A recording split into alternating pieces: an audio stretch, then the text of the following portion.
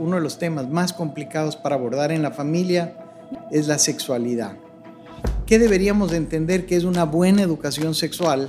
Cuando yo doy estas charlas, una de las primeras preguntas que yo hago es ¿qué es sexualidad? Y la respuesta que recibo en unisón es hablar de sexo. Y yo les digo no. En muchísimas ocasiones no hablamos de sexualidad porque decimos no le quiero robar de la inocencia, porque eso solo pasa en otras familias o eso solo pasa en otros estratos sociales. Podíamos cometer errores y no quedaban grabados, no se iban a la deep web. No había el riesgo de que yo suba una foto y por inteligencia artificial me desnuden en la foto. Pero la realidad de hoy es que están expuestos. ¿Qué pasa cuando esos principios y valores hacen una disonancia, son diferentes de lo que los estudiantes pueden encontrar en Google? Usted puede tener un armamento en su casa tecnológico y cuando sale de la casa y se conecta a otra red, o cuando va a la casa del amigo y coge el celular del amigo, hay tanto que usted no puede controlar. Si no lo hablo, no existe. Metámoslo debajo de la mesa, escondámoslo debajo de la cama, hagamos como que si no pasó y tenemos este elefante rosado gigante en la mitad de la habitación del cual nadie está hablando.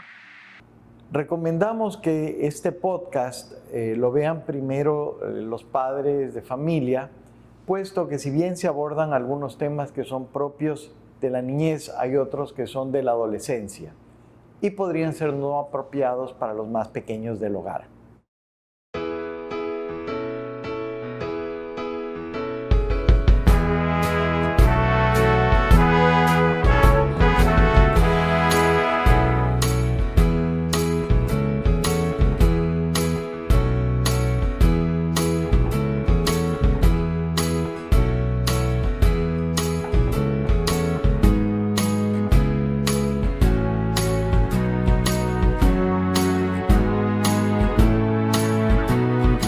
Bienvenidos al podcast de Conectando Familias. Hoy vamos a hablar el tema de la sexualidad, los niños y la adolescencia.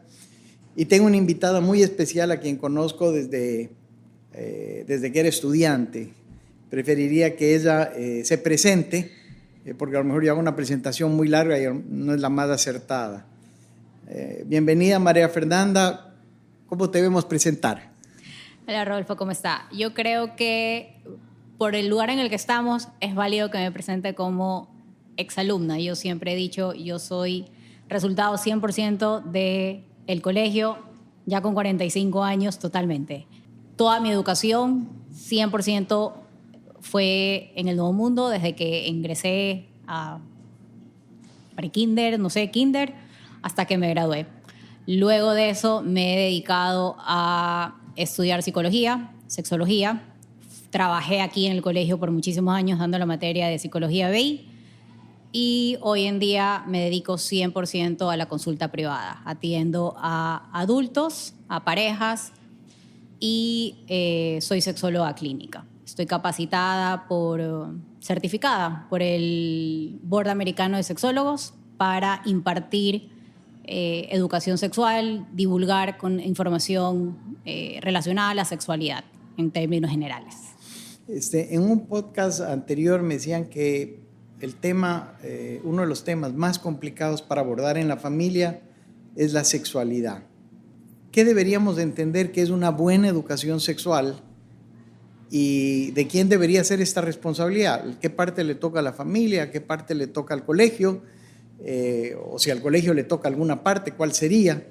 Empecemos por qué es una mala educación sexual. Una mala educación sexual, número 1, es cuando no hay educación sexual de ningún tipo.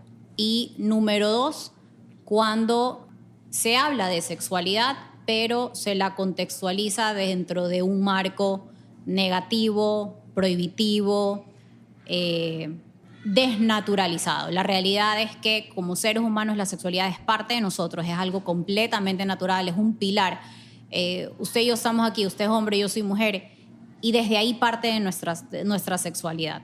Una buena educación sexual, por otro lado, es cuando se la enseña desde chiquititos, porque la sexualidad la educación sexual empieza desde pequeños.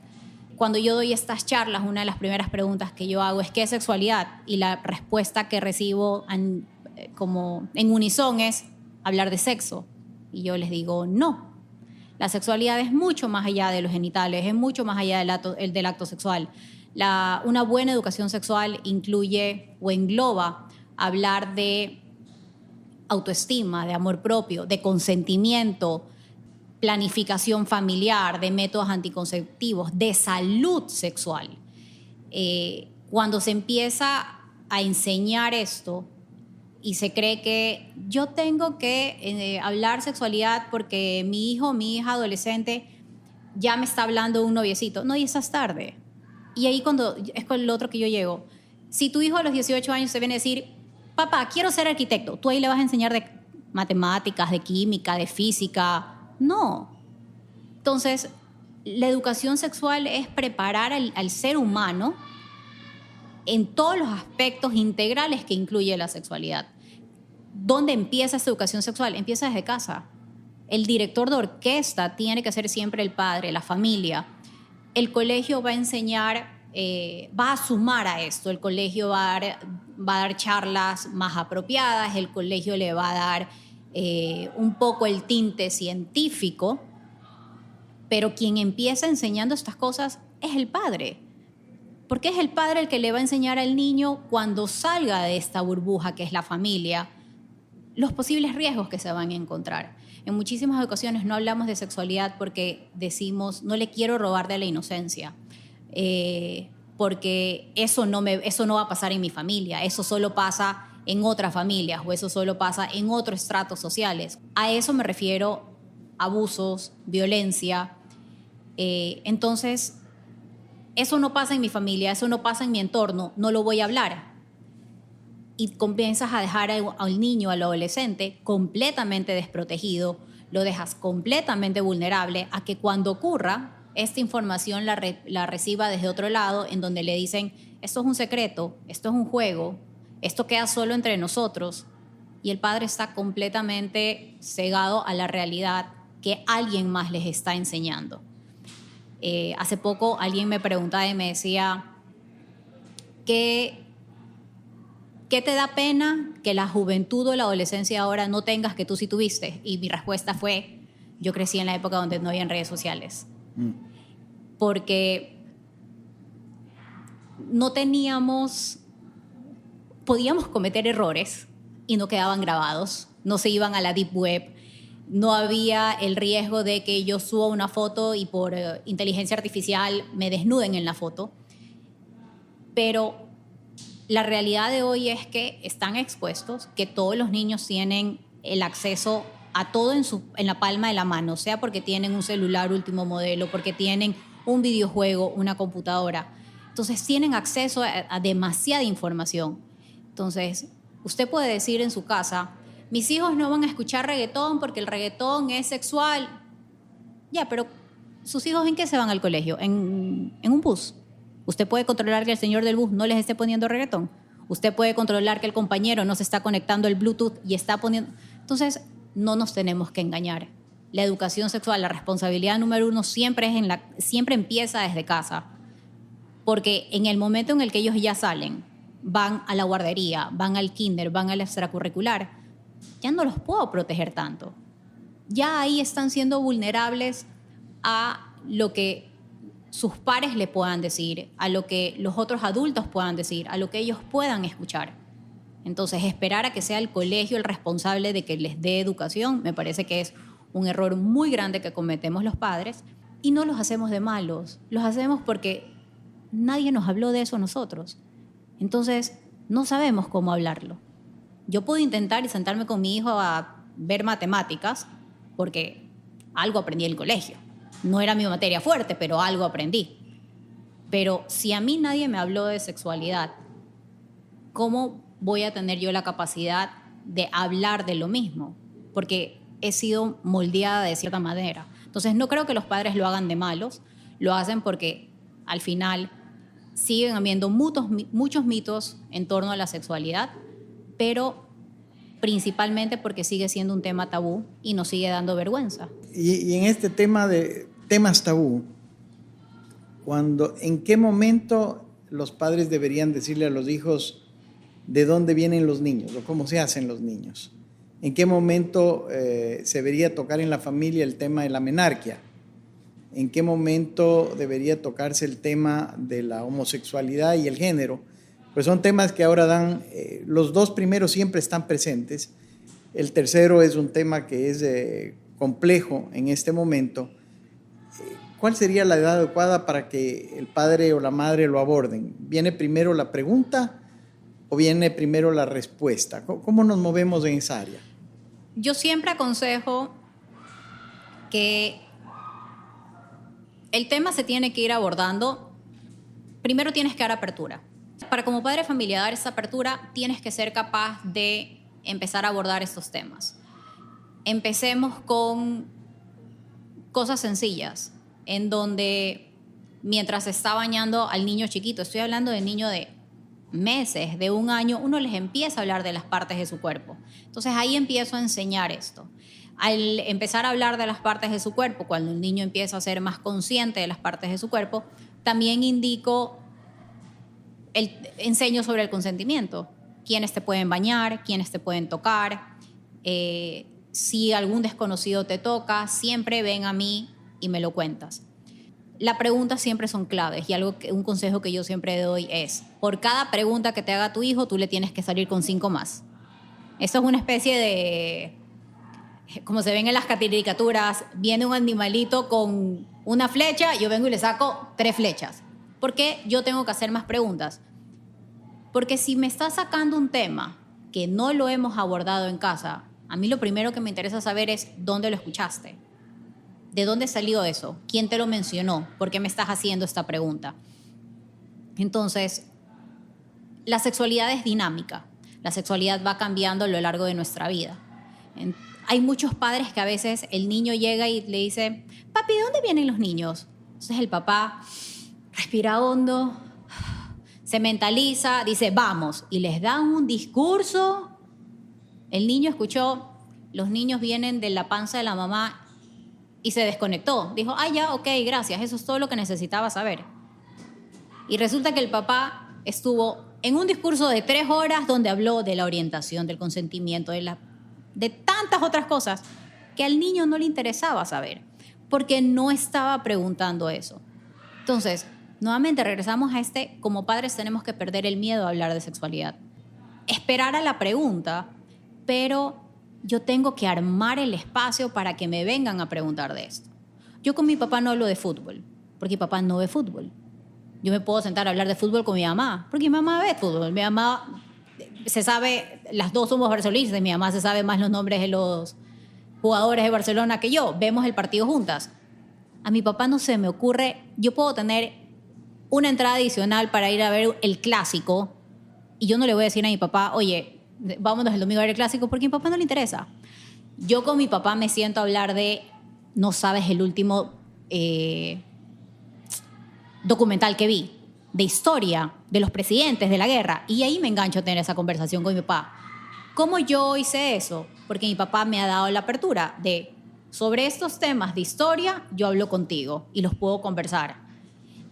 Con mi mamá yo puedo hablar de fútbol, porque mi mamá ve fútbol, me sigue la corriente, le puedo decir, me estoy yendo al estadio, me gané la entrada para ver. A mi papá eso, es más, probablemente si yo le digo a mi papá, me gané una entrada, me dice, hijita, véndela y haces plata, porque esa entrada cuesta, porque para él ir 2 horas a un partido de fútbol, lo mismo es con la sexualidad. Si yo empiezo a crear el ambiente para que mi hijo venga a hacer esas preguntas, él se va a sentir cómodo de hacerme esas preguntas. Pero si el niño empieza a hacer las preguntas y mi reacción es sonrojarme, reírme, decir, no sé de qué me estás hablando, y evadirle la pregunta, la respuesta, el momento, la inquietud, entonces el niño va a decir, él no me va a responder nada. Y se va a virar y va a buscar quien le responda. Entonces, tengo que crear yo el ambiente, dar esa confianza. Y tenemos que empezar por graduar cómo vamos respondiendo. También por muchísimos años se habló de separemos la educación. Entonces, entendiendo la inmadurez de los niños a los 10, 11, 12 años, cuando ya está viniendo la primera menstruación de las mujeres, etc. Los adultos dicen, bueno, ¿qué hacemos? Separamos, le damos la charla a los mismos, pero es que si los juntamos a hombres y mujeres, entonces los niños van a hacer preguntas y las niñas se van a sentir mal. El mundo está hecho de hombres y mujeres. Tenemos que hablarles a los dos para que los dos sepan.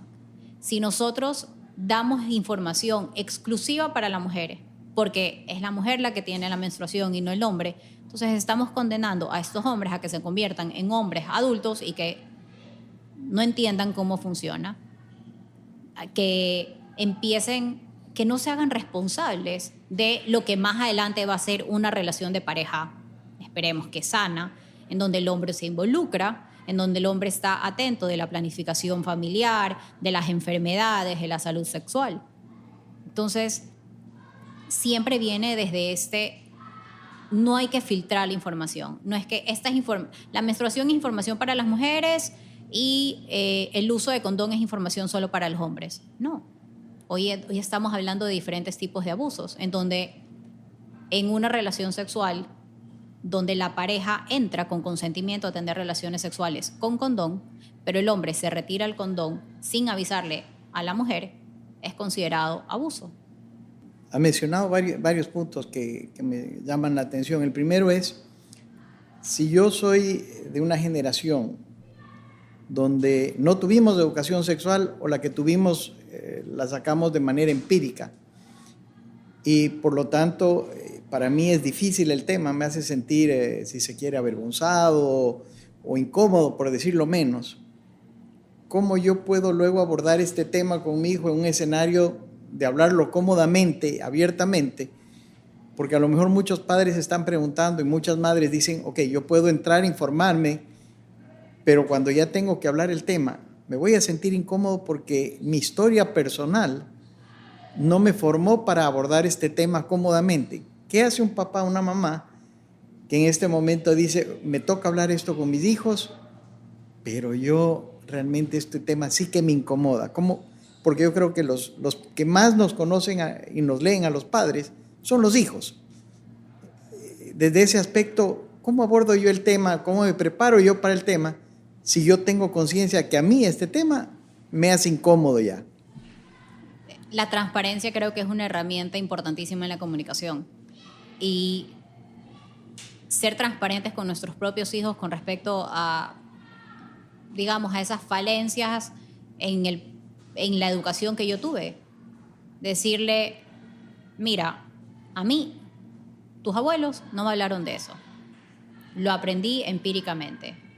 Creo que cometí ciertos errores en el proceso en el que crecí, en lo que no...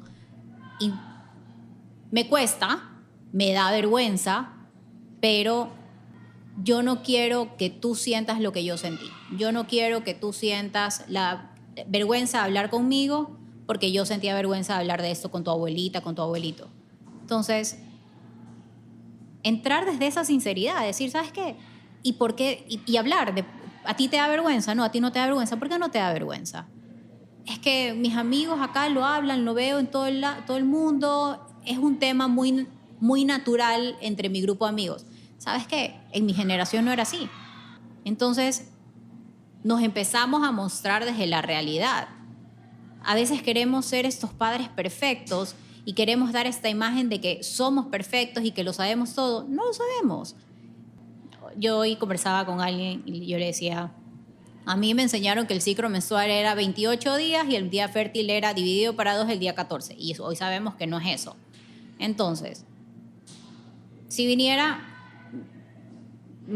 mi sobrina adolescente, mi hijo, a decirme, bueno, o sea, he escuchado que un ciclo regular oscila entre los 25 y los 35 días. Y yo no tengo esa información, le diría, ¿sabes qué? Busquemos. Consultemos a algún doctor, vamos a algún doctor a que nos dé esta información. Porque la verdad es que yo sé que la información que yo recibí era 28 días y el día fértil era el día 14, pero yo sé que esa información está errónea. Ahora, lo que tú me estás diciendo no sé si es verdad, pero vamos a investigar juntos. Y ahí ambos aprenden. Y nuevamente viene la otra pregunta, ¿y dónde escuchaste tú eso? Enséñame tu libro de Ciencias Naturales y Anatomía, porque en el libro que yo vi me dijeron otra historia. Entonces empezamos a indagar un poco cuál es la fuente de información que ellos están teniendo. Y hay que entender también algo. Yo siempre digo, mi trabajo como sexóloga es naturalizar la sexualidad, verla como que es algo natural. Y en algún momento un padre de familia me dijo, claro, es que tú eres sexóloga, entonces por eso tú estás dando estas charlas de educación sexual. Le dije, estoy capacitada para dar educación sexual. Si no la doy yo, que estoy capacitada en eso, entonces ¿quién debería darlo? ¿Bajo qué contexto debería ser enseñado? Y ahí es donde entra el tema de principios, valores, religión. Entonces, hay que tener las cosas claras en donde yo tengo que decir, la sexualidad es algo natural, no es solo la genitalidad, incluye el consentimiento, incluye el autocuidado, incluye la autoestima, incluye el amor propio, la salud sexual, etc. Y esto es respaldado científicamente. Sí, pero ahí has tocado un punto que para mí es complejo de manejar en el entorno actual. Todas las familias tienen principios y valores. ¿Qué pasa cuando esos principios y valores hacen una disonancia, son diferentes de lo que los estudiantes pueden encontrar en Google y probablemente una fuente que además, si tienen una buena educación, pueden distinguir las fuentes que son confiables de las que no lo son, y se encuentran con que la ciencia o ciertas organizaciones muy avaladas internacionalmente discrepan del discurso o de los principios, de los valores que yo tengo en mi hogar. ¿Cómo manejo esa disyuntiva? Y ahora... Porque ahí también empezamos a expandirnos, porque ya esas conversaciones también, como yo decía al principio, la sexualidad es algo dinámico, va cambiando, y lo que yo voy enseñando va a ir avanzando con la edad de mi hijo, del niño, del adolescente, igual que el programa de matemáticas. Yo al niño de 3 años le enseño 1, 2, 3, 4, 5 y que se memorice los números del 1 al 5. Y el papá te dice, mi hijo ya sabe contar del 1 al 5. El niño no sabe contar del 1 al 5. El niño lo que sabe es memorizarse la secuencia de los números. Pero yo parto de eso para eventualmente enseñarle a sumar, a restar, a multiplicar, a dividir, la factorización, el uno, el otro, la matriz, etc. Lo mismo pasa con la sexualidad. Entonces va a ir avanzando. Entonces, hablamos de lo que es la ciencia, los hechos que son un poco irrevocables. La sexualidad es natural, sí. Como principio necesitamos de la sexualidad para reproducirnos también. Mis principios y mis valores dicen, en cambio, esto de acá. Traemos ejemplos.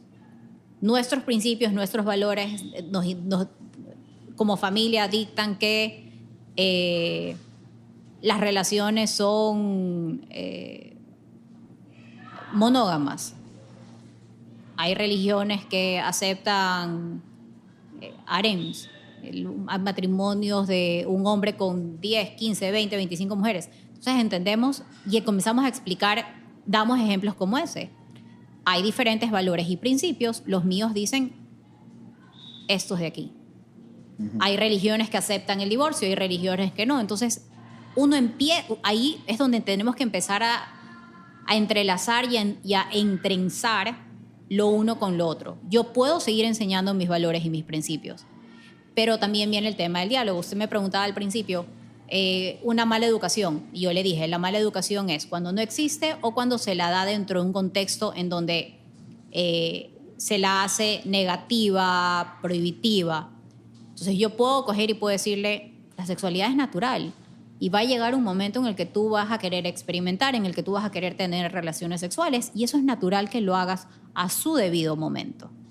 Sin embargo, nuestros principios nos dicen que, y ahí hablo de cuáles van a ser mis principios. Mis principios dicen que yo acepto que uno de mis hijos se divorcie o yo acepto que no. En mi familia, mi vendría a ser la abuela de mi papá. En su lecho de muerte cogió y le sentó a mi abuelo y a su hermano y le dijo, ustedes no se van a divorciar.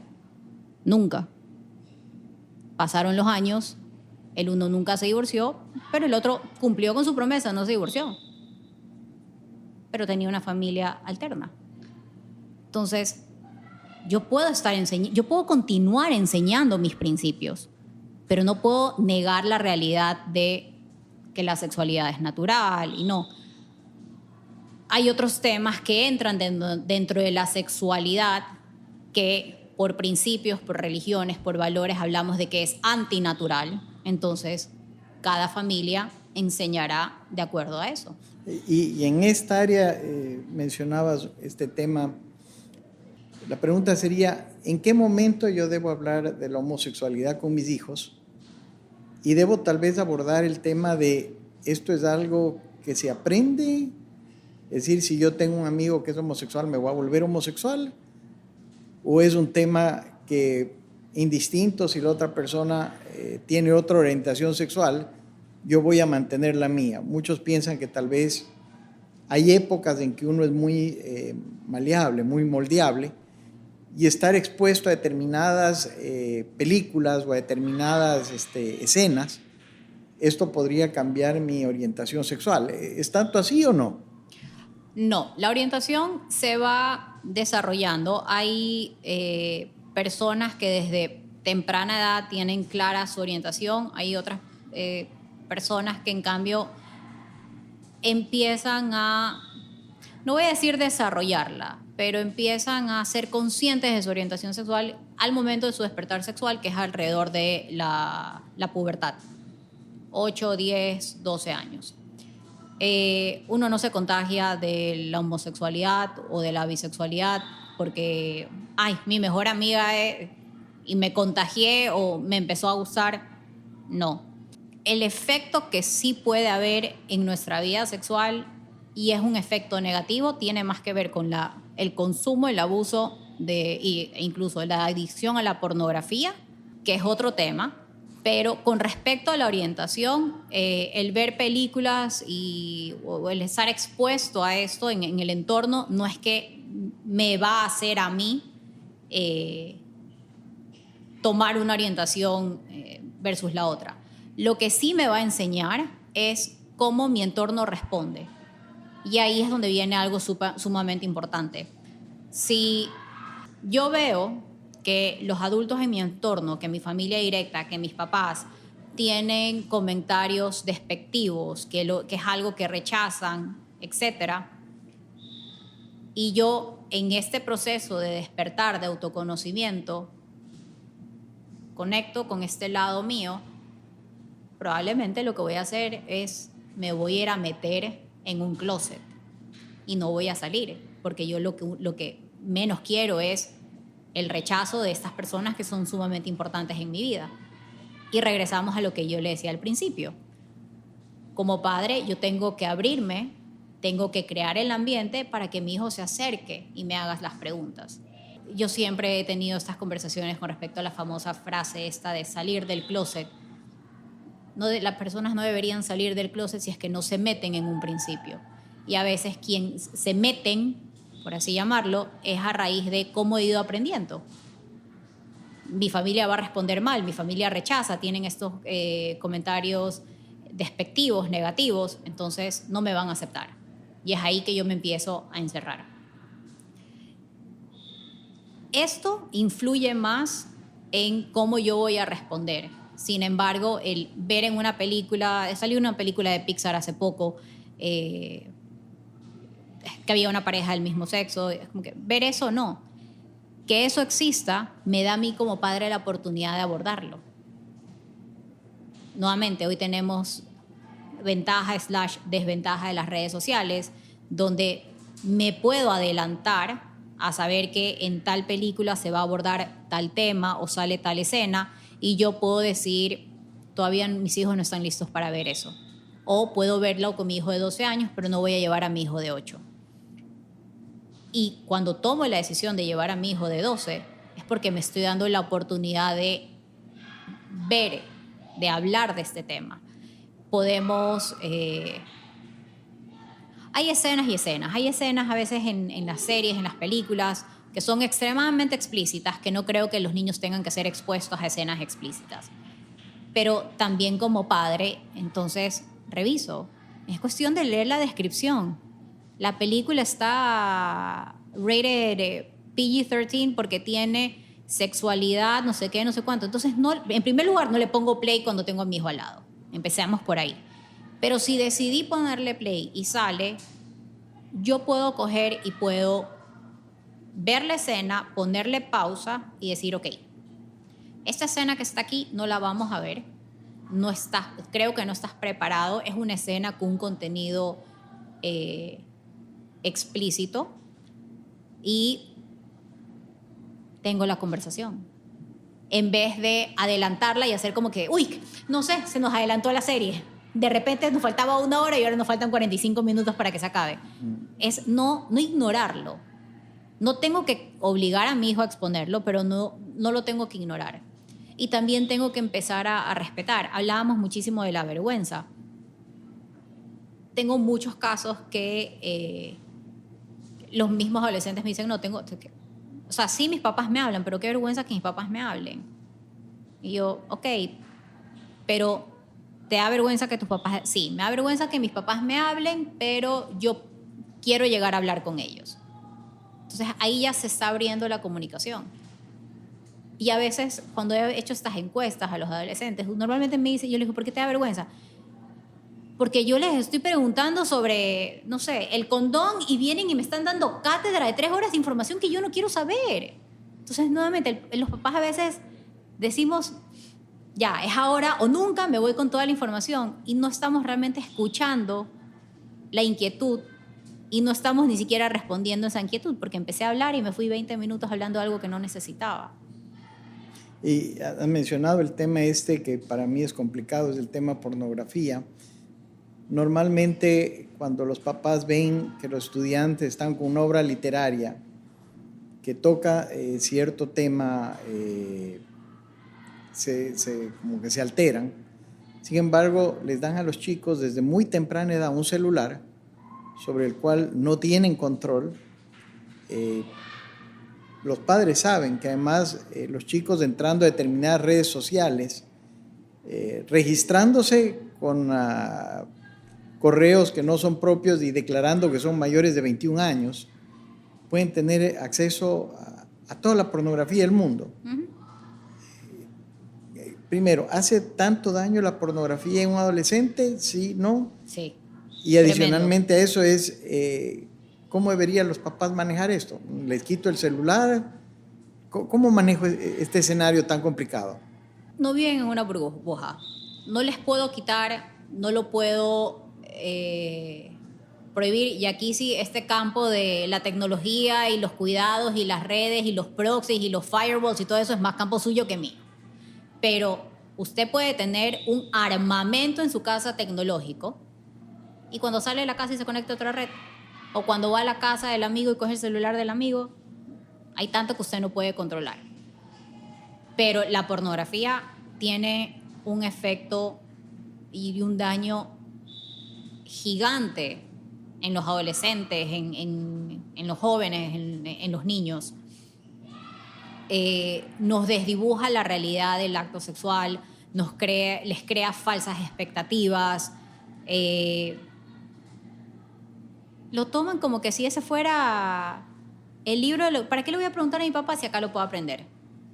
Entonces lo toman realmente como un medio educativo, cuando es todo lo contrario. Yo he llegado a escuchar casos de adultos que vienen a consulta y parte de los motivos de consulta es: yo no vivo mi vida sexual como la veo en la televisión. Y le digo, tu matrimonio es como el de la Cenicienta, tu relación es como la de la Bella y la Bestia, ¿no? ¿Verdad? Entonces, ¿por qué va a ser tu vida sexual como el de la pornografía cuando es algo irreal? Hace un daño enorme. Estamos hablando de la pornografía, ya llegamos a hablar de consumo, abuso, adicción. En algún momento un padre de familia me dijo, ¿por qué no hablas de la adicción? Y le digo, porque yo hablo del consumo y el abuso. Si yo logro que el adolescente entienda qué es consumo y qué es abuso, yo logro prevenir la adicción. Pero si yo me voy directo a lo más grave, te vas a hacer adicto, te va a pasar esto, te va a pasar lo otro, entonces, y les digo los datos. Adicción es que interfiere en mi día a día, que no, que prefiero consumir este tipo de material en vez de estar socializando, que me aíslo, todo eso. Tengo entonces al adolescente que está consumiendo, que probablemente está abusando del consumo de la pornografía, pero dice, pero yo no hago eso. Entonces, yo solo le voy a estar hablando al que es adicto. Yo prefiero hablar sobre el consumo y el abuso, porque al hablar de eso, el que, digamos, es adicto a la pornografía va a decir, o sea, si ella está diciendo que esto es consumo y esto es abuso, lo que yo hago, estamos en otras ligas. El consumo y el abuso de la pornografía hace daños gigantes. Los datos de hoy indican que la edad promedio de primera exposición a la pornografía son... en el 2020, 2021, la edad estaba entre 9 y 10 años. Hoy en día la edad está en edad promedio de 8. El 56% de estudiantes universitarios creen fielmente que la vida sexual saludable es tal cual se ve en la pornografía. El 43% de las mujeres adolescentes consumen también pornografía, no es algo solo de los hombres. Y los padres deberían ser capaces de gestionar este tema, de conversar de esto, conversándolo. Si usted va y lo prohíbe, lo único que va a hacer es generar más interés en eso. Estamos en épocas prontas a las fiestas. Si uno llega a la casa y le dice a los niños, nadie entra a ese dormitorio del niño, ¿qué es lo que va a pensar? Ahí están los regalos, yo quiero entrar a ver qué es lo que hay ahí. Entonces, si empezamos a decir, en esta página no te metes, eso no vas a ver, eso sí vas a ver, voy a crear esta expectativa, voy a aumentar la curiosidad. Entonces, lo mejor que yo puedo hacer es sentarme y decirles, a ver, estás buscando este contenido porque estás respondiendo, porque al final del día la pornografía es un estímulo. O sea, ok, estás respondiendo a esto. Pero la pornografía puede estimular de la misma manera que darme un beso con mi noviecita del colegio es un estímulo. Entonces, ¿cómo le digo que sí a una cosa o no? Entonces, llego a hablar del tema. A ver, esto es un estímulo, no es la realidad, no es información y no es un material que tú hoy vayas a ver. Quizás más adelante lo quieras consumir, pero no está diseñado para ti. Y no está diseñado para ti porque te expone y te presenta estos riesgos, te va a desdibujar.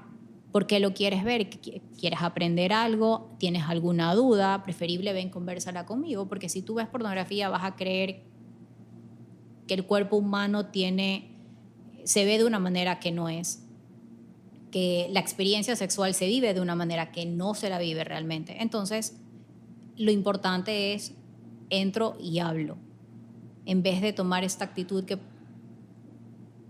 en algún momento muchísimos padres pueden tomar, que es, si no lo hablo no existe. Metámoslo debajo de la mesa, escondámoslo debajo de la cama, hagamos como que si no pasó y tenemos este elefante rosado gigante en la mitad de la habitación del cual nadie está hablando. ¿Qué le diría la Maffer de hoy en día a la Maffer que tenía 15 años? Si pudieras viajar en el tiempo y te encuentras con la Maffer que está entrando al bachillerato, ¿qué le dirías? Tuve la suerte de que, viniendo de una familia, mis papás bastante conservadores, el tema de la sexualidad fue más entre mi mamá y nosotros. Más que nada voy a hablar por mí porque hay una diferencia de edad entre mis hermanos. Entonces yo me fui a estudiar al extranjero una vez que me gradué del colegio y cuando ya mis hermanos entraron a esta edad yo no estaba. Entonces yo no sé exactamente cómo se vivió eso pero mi mamá sí me habló de estas cosas. Yo tuve un enamorado prácticamente más o menos de la edad que usted me está diciendo, todo mi bachillerato, y el discurso de mi mamá siempre fue: todo a su debido tiempo, ama, respeta tu cuerpo, solo así otras personas van a ser capaces de amarlas y respetarlas. Pero sí me viraría y le diría: escúchala, pero hay ciertos comentarios que tienes que coger y tienes que filtrar, porque te los está dando desde lo que ella aprendió y el mensaje no puede ser el adecuado. Un mensaje final que te gustaría darle a la mamá o al papá que miren este podcast, justamente por todo el escenario que se vive en torno a la sexualidad, el desafío que es educar en sexualidad. ¿Qué les dirías? Que ustedes no se acerquen a hablar de este tema con ellos no significa que ellos no lo estén pensando, no lo estén considerando, no lo estén experimentando, no lo estén viviendo. Y en el mejor de los casos, sus hijos, como adolescentes, como jóvenes, como eventualmente adultos, van a tener una experiencia satisfactoria. Pero en el caso de que sean víctimas de algún tipo de abuso, de algún tipo de violación, si ustedes no les han dado la apertura de hablar de este tema con ellos, probablemente quien va a saber de esto va a ser la amiga, la vecina, el amigo, que quizás desde su propia ignorancia lo que les va a decir es: ay, no seas exagerada, eso no pasó. O los va a incentivar a que tomen una decisión donde se pasen de la raya con alguna persona de su entorno. Y quizás la única persona que termina sabiendo realmente de sus experiencias y los termina acompañando es un profesional, un psicólogo, un orientador. Y ustedes como padres no lo van a saber nunca. Y no lo van a saber porque no les dieron la apertura de hablar del tema. María Fernanda, muchísimas gracias por este espacio, por hacer tiempo para este podcast. Pues te deseamos mucho éxito en el futuro en tu actividad y pues ya sabes que las puertas del colegio siempre están abiertas. Muchísimas gracias, Rolfo.